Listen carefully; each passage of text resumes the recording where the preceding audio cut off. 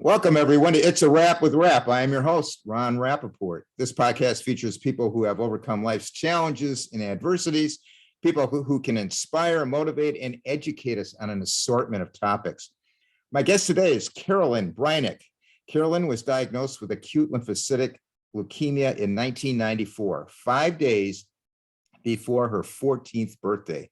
She was in the 8th grade. Her treatment consisted of 2.5 years of chemo and days of cranial radiation. She finished treatment at the end of her sophomore year of high school. Carolyn has earned her bachelor's degree in zoology from The Ohio State University and a master's degree in recreational therapy from the University of Toledo. Carolyn has worked with pediatric cancer patients in the inpatient, outpatient, and camp setting.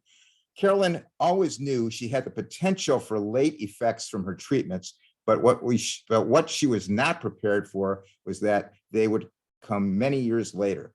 Carolyn has authored the book Faith, Hope, and Cancer, The Journey of a Childhood Cancer Survivor, to share her story to all that will listen and why additional funding for research is needed. Welcome, Carolyn, to the podcast. Thank you, Ron, for having me. Oh, it's a pleasure to have you and honor to have you. Carolyn, let's start at the beginning. We want to give people on this podcast a feeling of that they're going to know what being a child pediatric cancer patient is. Let's start at the beginning. Tell us about your growing up years before you turned 14. I had a normal childhood. I lived in the suburbs of Columbus, Ohio. Rode my bike. I loved being in nature. Animals are my thing. I love stuffed animals. I was your normal child growing up in the 80s. Care Bears, My Little Ponies were my thing. All that 80s paraphernalia, that was, stereotypical me.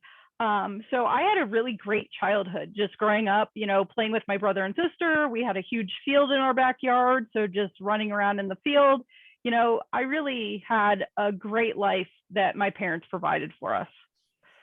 So what were the first signs something was wrong, and describe what you endured at home and in school and how others treated you, friends and family? So in November of my 8th grade year, I was at basketball practice and I got kneed in the back during practice. All of a sudden I had a sharp pain. Really didn't think anything of it, just assumed it was because I got kneed in the back. I asked my coach to take a break and went and got a drink of water. What was alarming was the pain never went away.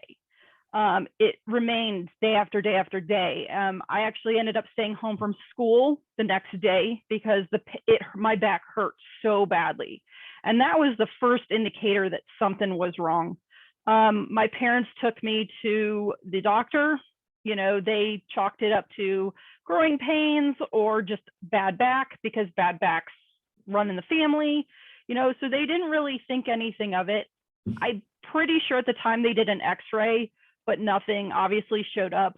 And so that pain really stuck around for the next 2 months. It just progressively got worse.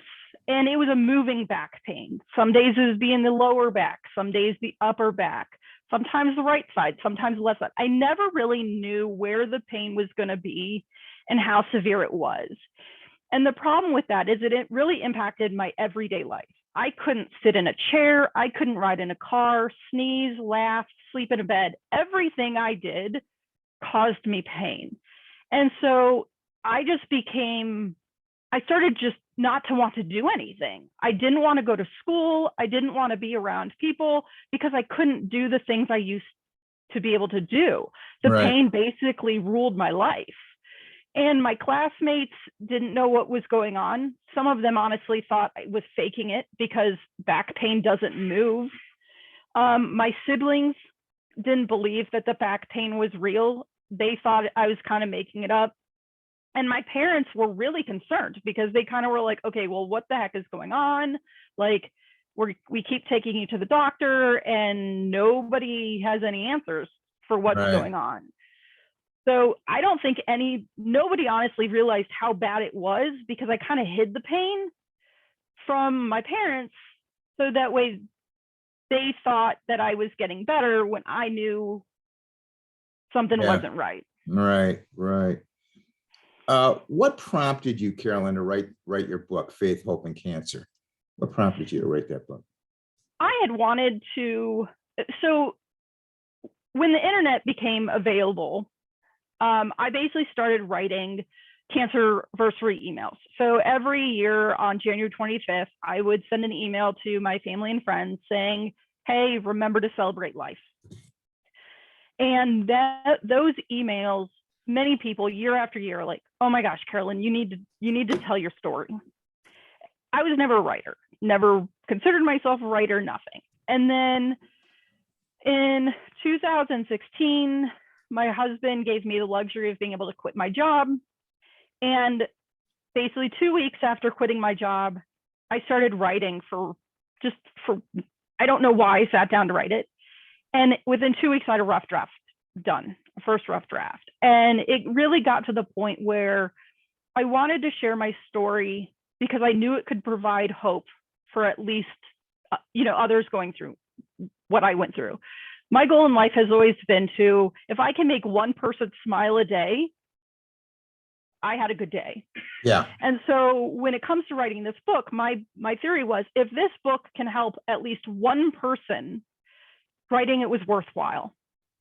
And everybody else is just icing on the cake. And so I just wanted to help people understand that you're not alone with what you're going through. Others have been there before you. We have survived. We're paving the way to make the world a better place for cancer survivors, and to help people understand that, cancer doesn't just affect the individual. It really does affect the family, the friends, and the entire dynamic of their lives.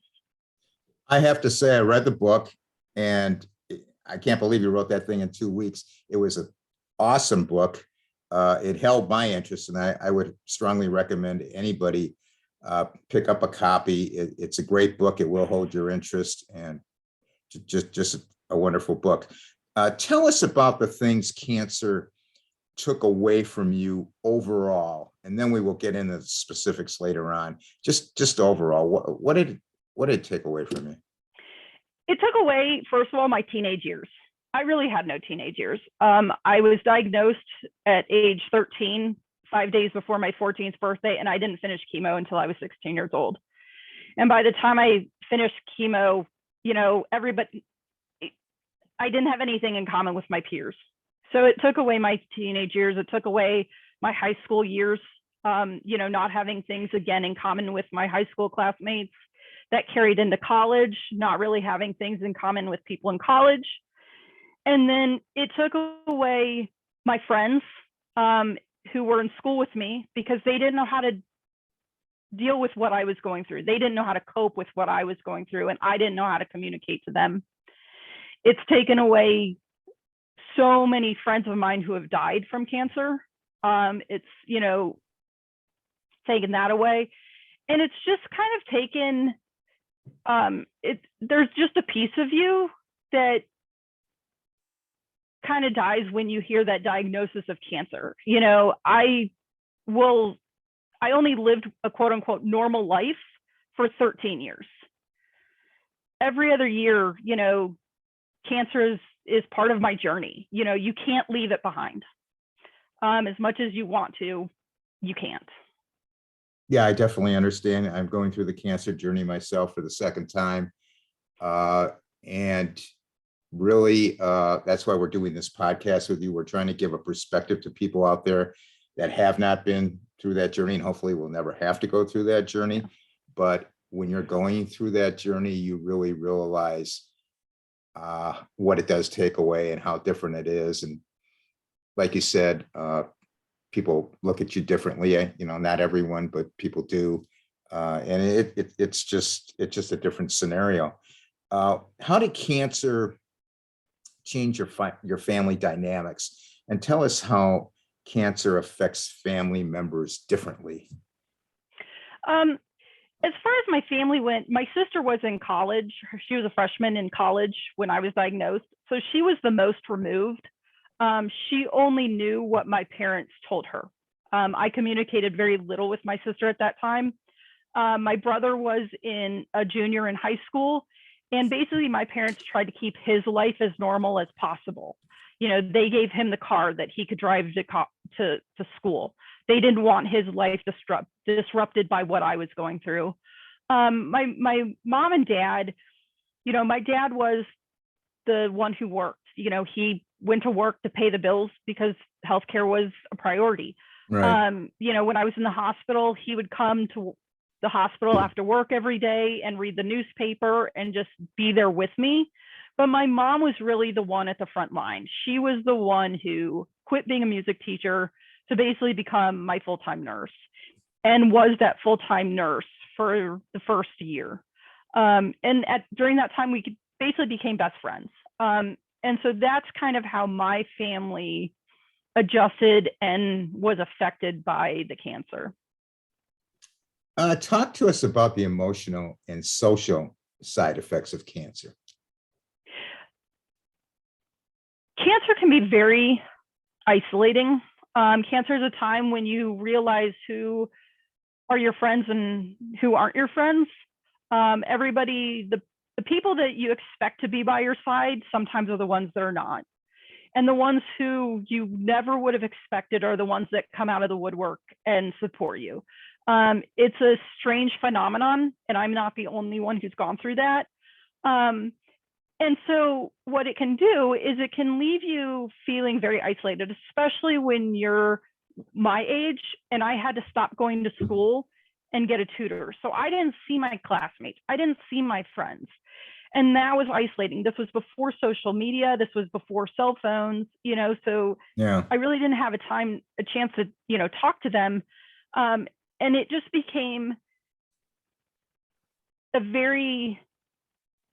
a time where I was just alone, kind of dealing with what I was going through on my own. And then as a survivor, there weren't a whole lot of resources out there for survivors when I was, out of treatment. Organizations didn't exist until about 14 years after I was diagnosed. So even trying to navigate the world as a survivor, I was trying to figure that out on my own, which is why camp was so important for me, because I could talk to and relate to other kids who went through chemo and cancer treatment the same age I went through. Yeah. Can you describe those high school years, sophomore to graduation, dealing with your peers? I know they gave you a nickname, Leukemia Girl. Yeah, so I got the name Leukemia Girl, and at the time I was upset about it, but now I honestly can laugh about it because I do find it kind of funny. I was at a high school football game, and one of my classmates, she was actually in my class when I was diagnosed, had known her since first grade. I had heard through the grapevine that she was calling me Leukemia Girl. And I kind of was like, okay, well, that's a little ridiculous. And if you knew me at the time, and if you know me now, like, I don't put up with that kind of stuff. So I actually hunted her down at the, football game. And I, asked, I was like, hey, I hear you're calling me Leukemia Girl. I'm like, look, you have every right to call me that. I have leukemia and I'm a girl. All I ask is that if you're going to do it, you call me Leukemia Girl to my face instead of behind my back. And she kind of just turned around and walked away, because I think at that point, she regretted doing that. Right. And again, at the time I was upset about it, but now I find it comical that was my nickname. And, in high school, it was hard for me because my freshman and sophomore year, I basically missed school to go to the clinic for outpatient appointments. Everybody knew I was a kid with cancer. And so I kind of felt like people treated me with like fragilely, like they didn't want to hurt me or whatever. I missed the first basically month of freshman year due to being in the hospital for pneumonia. So that crucial time when you're making new friends in high school, I missed. Yeah. And so by the time I got back to school and finished chemo, again, the end of my sophomore year, everybody had already formed their friendships. Everybody had already, joined the clubs that they were going to join. And I kind of was just left. I had just survived cancer.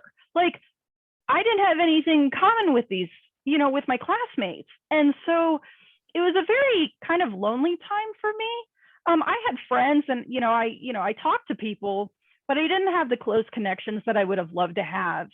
But what is shocking now is, thanks to social media, I actually talk to a lot of my high school classmates.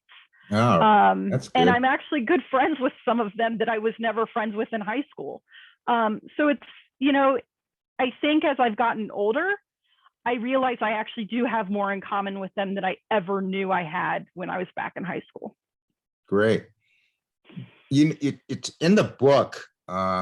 You said you talked a lot about your cancer to others, maybe causing them to be uncomfortable around you. Do you have any tips for survivors out there on that subject? Should they be referring to it a lot, or what's your thought process on that? I referred to it a lot because I knew nothing more. Like, that's what I had lived through. What I came to realize is everybody views cancer differently. One of the hardest lessons for me was I had a roommate in college who, again, when you're freshman, sophomore in college, what do you talk about? What you did in high school? What band or sports did you play in high school? I did none of that. The only thing I did in high school was survive cancer. Right. So that was the only thing I could bring to the table. And I had a roommate who basically come to me years later, and she said, look, my mom died of cancer. So for me, cancer meant death. For you, cancer meant life. And it was very hard for her to see that difference. And so I've come to realize that you always have to meet people where they're at. Some people are not going to be able to hear my story and be able to relate because they've had somebody too close to them pass away from it, And so when it comes to sharing your story or talking about it, just be respectful of what you know about the other people. It's okay to tell your story. It's, that's your story, and you want to share it, especially when when you just survive. You just want to shout it from the rooftops. I survived cancer. And, just understanding that it's okay that not everybody's going to be understand. Yeah. Everybody's got a different perspective on it. I wanted to ask you one more thing. You get a Master of Science degree in recreational therapy. Tell us about you pursuing that degree and how you used it.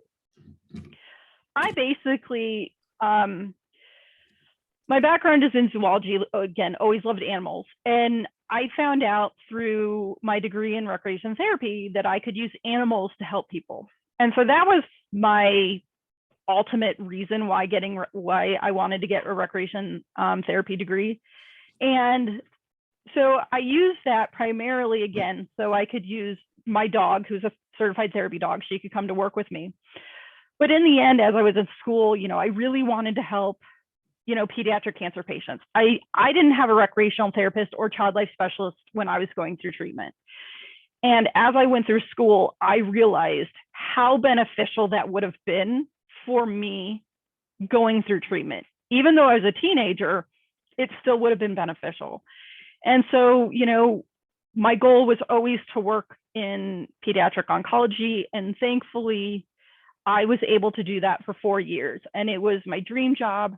I loved helping people, especially when they were first diagnosed, that shock of, you have cancer, your child has cancer, helping them understand that just because you have cancer doesn't mean your life has to change too much. You can still do certain things. You just have to do them a little bit differently. You still have the potential of a long life ahead of you. And helping children cope with, getting, a central line or a port placed. We used sock monkeys to help kids cope and help them with medical teaching and stress management and relaxation therapy to help them get through their treatment. Things that I didn't have in place that would have totally helped me cope with what I was going through. Carolyn, you decided to go with a bald look, similar to mine. Tell us why and your experiences with that style. So when I was, during treatment, obviously I lost my hair and I loved it. I hated my hair growing up. It was baby fine, stick straight hair that you could do nothing with. And so when I lost my hair the first time, I loved it. I actually enjoyed pulling my hair out. And everybody always told me, you have a nice shaped head. That was like the biggest compliment I had ever gotten. In 2009, I heard about the organization St. Baldrick's, where you shave your head and raise money for childhood cancer research. And I'm like, oh, this is awesome. I want to do it. I skipped the first year when I first found out about it because my brother was getting married and I didn't think they would appreciate a bald girl in the wedding pictures. So the next year I decided, to raise money and shave my head. And I had every intention of growing my hair back. I had no intention to keep it short. And I shaved it, and it was the coldest day of February. And you could feel the cold every, shave. And I get out of the chair and, they finish shaving my head and I'm walking, off the stage and everybody's like, oh my gosh, you are beautiful. And I'm like, what? I never considered myself beautiful. That's not a word I ever used to describe myself.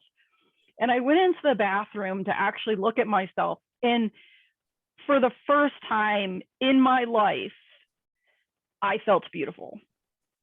And This was when I was 29 years old. Wow. And I basically fell in love with it. And from then on, I basically kept my hair short because as I look at it, God did not intend for me to have hair. I did not have good hair when I was born. When my hair grew back after chemo, it grew back basically the same as before. And if beauticians, who I've known my entire life have even say like, look, Carolyn, never have hair again. You look way better bald than you ever did with hair. And so I look at it as, like I said, God didn't intend for me to have hair. Well, you look great to me. In your book, you wrote, cancer is not a death sentence, but rather a life sentence that pushes us to live. Can you talk about that? When people first hear the word cancer, death is typically the first thing that comes to mind. Oh my gosh, I'm going to die, or my child's going to die. That's the gut reaction. Yeah. But what I've learned is, and I heard somebody, this was not my quote, this was from somebody else. And when I heard this quote, it reminded me that it really is a life sentence because it reminds you how short life is and not to have those bucket lists. Not, if there's something you want to do, go after it now because we're not promised tomorrow. Right. We're promised today and we need to make the best of it. And so when you have cancer, it's just this like reminder in the back of your mind of, what? I was close to death. So I should take advantage of this opportunity and not let it pass because I might never have that opportunity again. Yes, I definitely agree with that. May 11th, 2011, you hit rock bottom, depression, and you classify yourself as a functional depression person. What does that mean?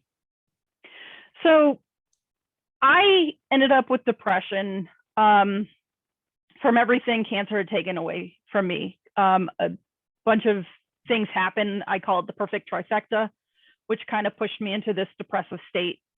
And on May 11th, I really did hit rock bottom. And it was the first time that I really was serious about potentially killing myself. And it scared me. It was the first time that I had ever written the word suicide. And that scared me.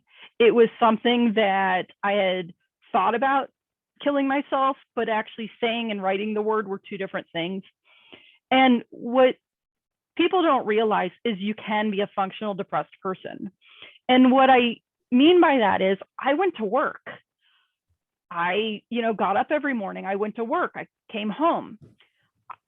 In my everyday life, you would never know that I was having a battle in my brain fighting suicide basically, 20 hours out of the day. And I would come home from work, and that's when it would set in. I would go to my room and I would just cry. For 2 years, I cried myself to sleep. I didn't have an appetite. I had nothing. I ate because I had to eat, because I knew you have to eat to live. But from the outsider perspective, you would never know that I was depressed at work, because when I was at work, I was at work. I was doing what I needed to help my patients, my residents. I wasn't at work for me. I was at work for them. And it was only when I was alone and in my own thoughts that depression immediately set in. Like getting in that car to drive home was a whole nother ballgame. And that is something that I don't think people realize about depression, is it's not always just sitting alone, crying, not wanting to do something. You can go to work and still be depressed and suicidal. Well, usually when you have those suicidal ideations, they say it's because you're in pain and you want to get out of the pain. What do you think was causing the pain? It was, I have a really strong faith. That's what got me through cancer treatment. And honestly, when I talk about that perfect trifecta, I had lost sight of God. And I was so overwhelmed by the negative things in my life. The fact that I had a couple friends who had just died of cancer. I had an aunt who had just died from cancer, and I had a friend who lost her boyfriend in a motorcycle accident. And I was so overwhelmed with basically death and negative thoughts that I just couldn't escape my mind. I couldn't find the goodness in the world anymore. And I describe it like, quicksand. It just keeps sucking you down into this little depths of despair until finally somebody, sends you a rope to help you crawl out of. And you just are kind of in this quicksand until something happens that pulls you out. And that, I think it was just a combination of various things that caused that pain. Now, you haven't talked about your depression publicly until recently. Why was that? For many years, I couldn't. It was too strong of an emotion. Even writing this book, when I wrote the chapter on depression, I had to put the book away for 2 years. That's why it took me so long to actually publish it, because I couldn't pick it up and reread the chapters because of the emotion that came with it. And there's a stigma attached to, when you say you've had depression, and especially when you say, hey, I've had suicidal thoughts. There's just a stigma attached to it. And so there was an embarrassment factor. But I've come to terms with the fact that that's just now part of my story. I can talk about the depression. I can talk about the suicidal thoughts without breaking into tears. And I'm proud now to say that that's something I've survived. I'm not only a survivor of cancer, but I am a survivor of depression too. Well, this podcast does a lot of interviews with people along those lines, and we're trying our best along with them to lower, to get rid of the stigma of mental health issues, which is a problem in this country. Talk about what brought you out of it and words of wisdom for those out there listening going through this. The best advice I can have is don't give up hope. For me, one of the things I was lacking was a connection to anything. Like I just couldn't connect with anybody, couldn't connect with my family, my friends, nobody. And so I just kept trying. And my final attempt, and I will say this was a final attempt because I was at my last, end, was a friend of mine who I'd known from camp. She was a cancer survivor too. She was taking dance lessons at, Fred Astaire Dance Studio in Columbus. And she said, hey, why don't you come and dance with me one night? And I was like, okay, I had nothing to lose at this point, and I just was reaching out for a straw of, finding a friend again.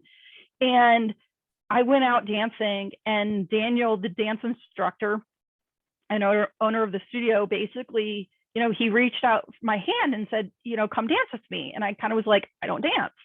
And he's like, it doesn't matter. All you have to do is follow. And what he didn't realize at that moment was he literally was giving me the gift of life back. Dance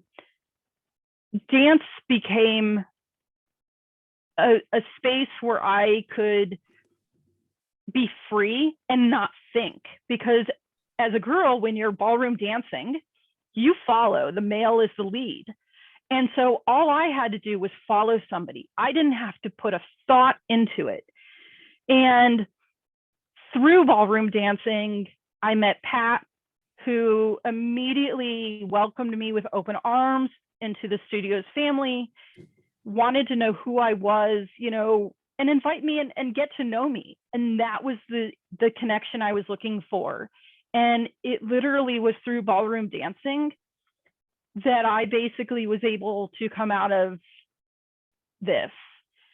And then on top of that, I had heard a song, it's called All This Time by Britt Nicole, that talks about how all this time God has been by my side. And when I heard that song driving home one day, it really reminded me that even through this depression, God has been by my side like he was when I was going through cancer treatment. And so it brought my attention to the fact that God's been with me. He didn't leave me. Right. I just kind of forgot where he was. And so those were the things that brought me out of the depression. Well, that ballroom instructor owner, he was your life raft. He really was. And without a doubt. Years later, I told him that. I wrote him a letter thanking him basically for saving my life. Yeah. What other medical issues have you had to endure from your childhood cancer treatments? Aside from the depression, I was diagnosed with osteopenia, which is the precursor to osteoporosis, 8 years after I was diagnosed, when I was 22 years old. And so the calcium in my bones has been declining since I was 22. And that's mainly due to the high steroids that I was on during treatment. And then in 2020, I was diagnosed for the first time with basal cell carcinoma on my head. And I've now had 2 spots removed. And when I've talked to my dermatologist, he said, the reason I have them on my head is due to the cranial radiation I had during treatment as well. And unfortunately, there's nothing I can do to prevent it. He basically said the damage has already been done, and more cancer can form. And so now I'm just a little bit more cautious. Obviously I go to the doctor, but the one thing with cranial radiation, what most people don't realize is your risk of anything going wrong, especially a brain tumor, actually increases every year that you survive. And so I'm definitely at a higher risk of a brain tumor because of that. And therefore I'm very, aware of my body. I pray I don't ever get a brain tumor. Skin cancer is enough for me. Yeah, for sure. But it's a risk that I now get to live with. Carolyn, talk about your faith going through the cancer journey and everything you went through. How has your faith changed, if any, over the years? I grew up in a Catholic home. We went to church every Sunday. Prayer was a part of my everyday life. My mom basically taught us, if you see a beautiful sunset, you thank God for your eyes. If you hear a siren, you pray for the people that siren is for. My grandma probably was the most influential person because she basically gave her worries to God every night when she would say her prayers. And so I grew up with this idea of, God is going to help you get through anything. And that's what helped me through my cancer treatment was the power of prayer. If my stomach hurt, I prayed, God, send guardian angels in to help, calm my stomach. And literally, honestly, within 10 minutes, my stomach would stop hurting when I would ask, for those prayers. And so for me, during treatment, prayer was my go-to coping mechanism. That was a big part of it. Christian rock music was my second, big coping mechanism. And over the years, again, during the depression, I kind of forgot who God was, which kept me in that depression. But over the years, I think my faith has definitely grown. I tell people all the time, I grew up Catholic. I went to Catholic school for 12 years, but I really learned who God was, and my relationship with God stemmed from the cancer and what I've lived through. I've experienced miracles. I've experienced, the power of prayer. And I have a very strong faith that no matter what obstacles come my way, I will get through it, because faith is always stronger than fear. Yes, for sure. Talk about organizations helping cancer survivors going through phase 2, which is after treatment. There's a lot of organizations out there nowadays. The very first one that ever helped me personally was the organization Stupid Cancer. It's primarily for adolescents and young adults going through cancer treatment. It doesn't matter what type of cancer you have, but they really focus on that life after treatment, that thriving, navigating life afterwards. There are organizations like the Coalition Against Childhood Cancer, CAC2, that is working to, change the world for cancer patients and survivors, because again, they realize that cancer survivors are living longer, especially childhood cancer survivors. I'm 28 years out and 42 years old. There's not a lot of organizations out there for people my age that laid out. And CAC2 is starting to do things to change that. You have Prep for Gold, which is another organization that's really trying to put childhood cancer survivorship on the map to help things, help us navigate survivorship. And, what people don't realize is, cancer doesn't just end with treatment. Right. A lot of times they say, hey, this is your last treatment. Congratulations, go on with your life. Yeah. Well, I was in treatment for 2.5 years. I had no idea how to be a normal teenager. I didn't know what a normal teenager was. So when you say go on with your life, I was kind of like, what? Like, I don't know how. And that happens to a lot of people, because you've just gone through something so great. You may not want to be in the same job you once were. You're not the same person you were when you started treatment. It changes you. And you just have to learn how to do that. And thankfully now there are organizations who are realizing and giving survivors a voice. For people out there listening to this, what do you want them to know about those living with childhood cancer? When they see these pediatric cancer patients, what do you want them to know? What do you want them to think about? Everybody always, they see these bald kids on TV all the time or things like that. And these kids are so resilient. We live through so much. And again, like I just said, childhood cancer doesn't end when treatment ends. It's something we live with for the rest of our lives. And we live with the potential of late effects. My late effects didn't show up until 8 years after I was diagnosed. Some people don't ever have late effects, but it's something that is constantly in the back of our mind from that standpoint. It affects our relationships with, boyfriend, girlfriend, spouses. It affects, different things at different times. One of the hardest things for me now is when I hear a friend of mine tell me they were just diagnosed with cancer. It doesn't matter what kind of cancer they had. I get this gut sadness to some degree in my feeling, because I know what they're about to face. I've heard the words, you have cancer before, and those are words you never want to hear. And those are words you never want to hear your friends or family hear either. And so it's just something that, as much as we don't want it to be there, to some degree, it is always in the back of our mind, whether we like it or not. Talk about Lee, your husband, meeting him, and how'd that come about? So I was working in a nursing home at the time as the recreational therapy director. Uh-huh. And he works in IT, and he was doing consulting work in the IT department. I thought he was cute.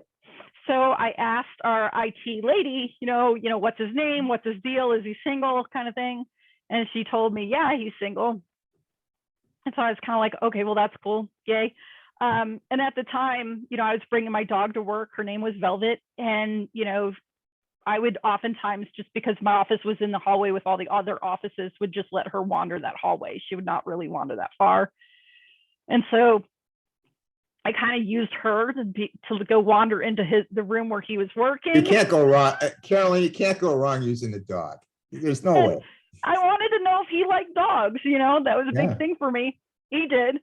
Who doesn't like dogs? Come on. And because of my, treatment and the whole go after the opportunities, I was always the one asking guys out.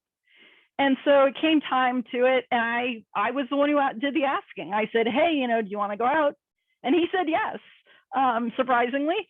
And it's been 11 years later, and we're still together. We've been happily married for 5 years.